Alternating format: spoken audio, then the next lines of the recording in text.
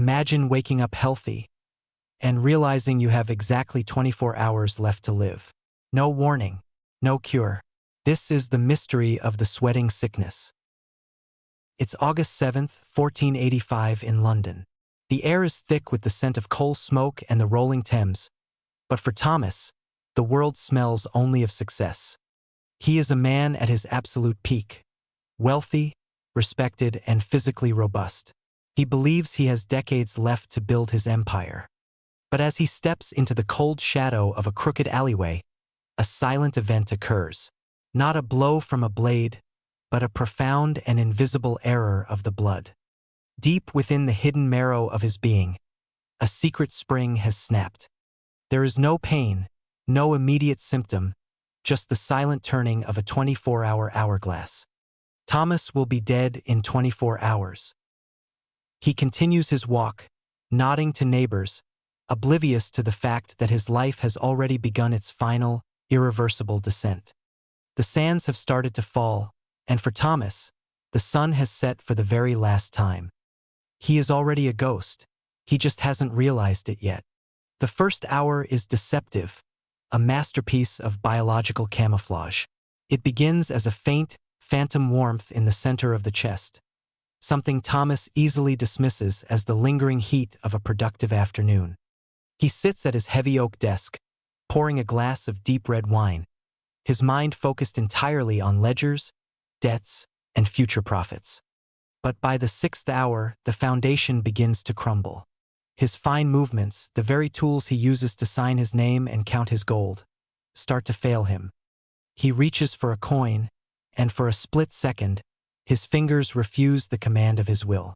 The gold hits the floor with a sharp, metallic ring that echoes in the oppressive silence of the room.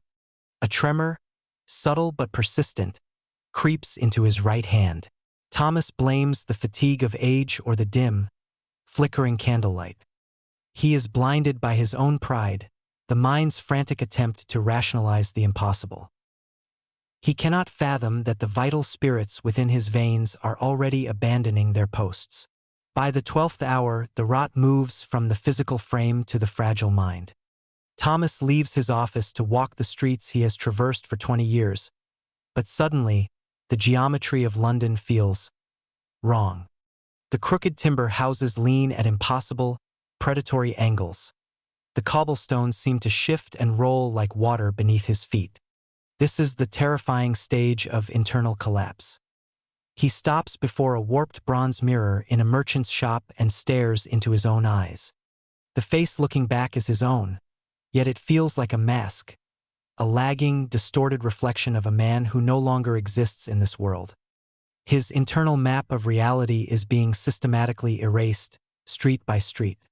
He knows his name, he knows his home, but the vital connection between the two is fraying like a rotted rope. He is becoming a stranger in his own life, a helpless passenger in a vessel that has lost its rudder. As the sun begins to dip below the jagged skyline, the world around Thomas starts to lose its texture. The sound of the evening bells doesn't ring. It echoes with a distorted reverb that vibrates painfully in his skull. He reaches for a candle to light his study, but his hand stops inches short of the wax, grasping at empty air as if he's forgotten how to touch the world.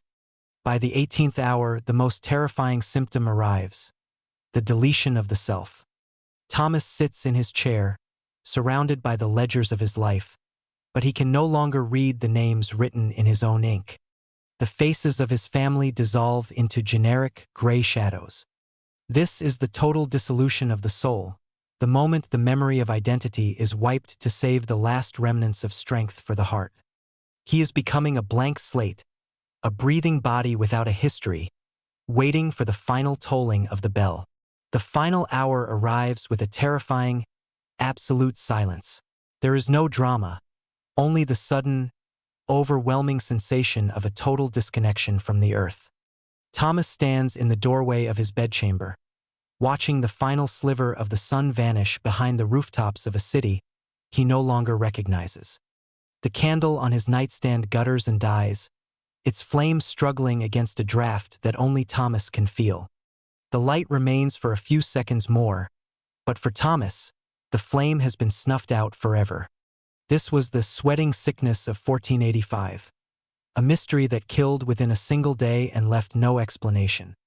It serves as a reminder: our security is a fragile illusion.